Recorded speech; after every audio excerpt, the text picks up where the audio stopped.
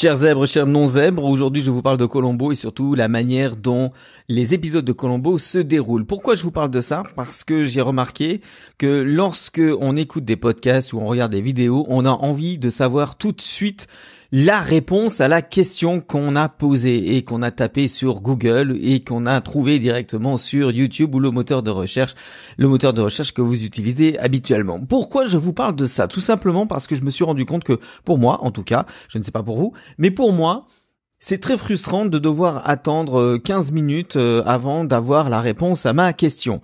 La plupart du temps, ce sont des marketeurs qui font en sorte d'appuyer sur les leviers émotionnels, d'utiliser le levier émotionnel, faire en sorte de faire monter la sauce pour que vous soyez en haleine, pour savoir enfin comment faire je ne sais pas moi je sais pas comment avoir plus d'inscrits à sa mailing-list, comment faire un accord de diminué au piano, comment avoir des abdos en béton en trois exercices faciles, et les trois exercices ils arrivent généralement très tard.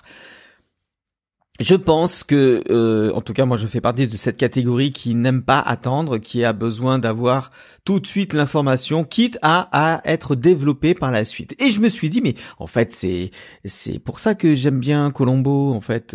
Alors Columbo, pour ceux qui connaissent pas, c'était une série dans les années 70-80 qui a cartonné sur TF1. Et qui mettait en scène le lieutenant Columbo qui était tout le temps en impair avec une voiture improbable, une voiture très moche, hein, française, mais qui fonctionnait quand même. Mais surtout, la particularité, et c'est comme ça que ça a été vendu, c'est que on connaissait le meurtrier tout de suite, et on voyait ensuite l'enquête et comment Columbo allait découvrir indice par indice quel était le meurtrier. C'est-à-dire que nous, on connaît le meurtrier, mais on va voir par quelle logique, lui, il va découvrir qui a tué Pamela Rose, comme on pourrait croire. Voilà. Et je me suis dit, tiens, est-ce que ça serait pas intéressant peut-être de faire des podcasts comme ça? Est-ce que ça serait pas intéressant de faire des vidéos comme ça? Est-ce que ça serait pas intéressant justement d'avoir la possibilité de donner tout de suite l'information qui est recherchée par l'internaute? Autrement dit, toi qui m'écoutes dans ce podcast. Petit zèbre que tu es, grand zèbre que tu es, grande zèbre aussi, bien sûr, puisque c'est inclusif maintenant, hein, c'est hommes et femmes, bien sûr. Je me suis dit peut-être que ça serait intéressant, éventuellement. Alors, je vais tester dans les prochains podcasts. Je donnerai tout de suite l'information et ensuite je développerai. Vous savez, c'est un peu comme en radio. En radio, vous avez tout de suite le titre. Vous savez combien, je ne sais pas, il y a eu...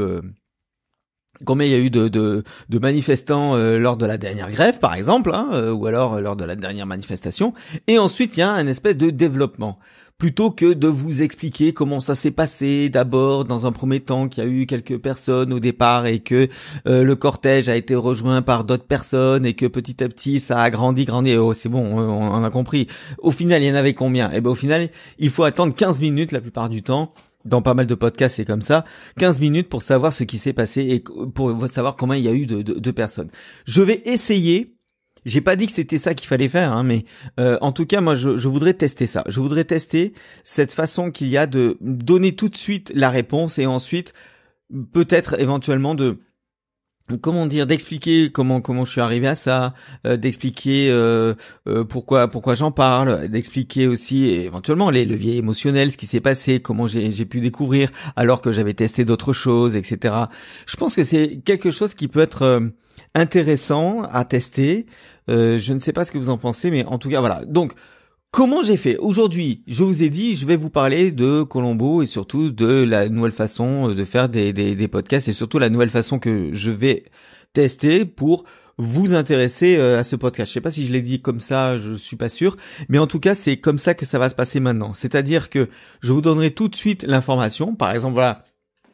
Là, je suis en train de retravailler sur Starmania, donc l'opéra rock de Michel Berger et Luc Plamondon qui va ressortir dans quelques mois.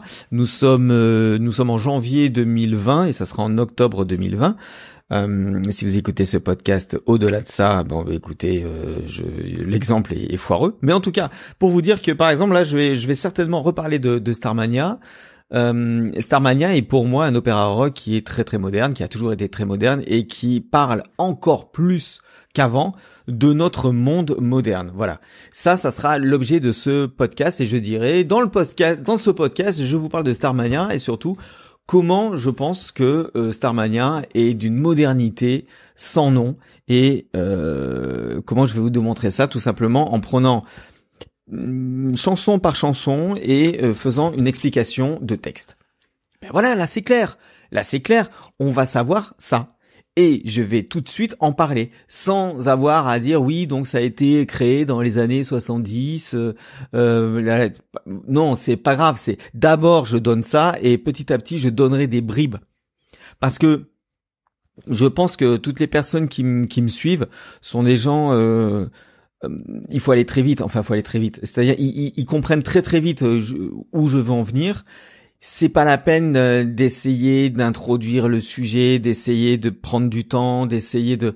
Alors je sais que on est dans un siècle où il faut aller très très vite mais ça veut pas dire que moi je vais pas confondre vitesse et précipitation, hein.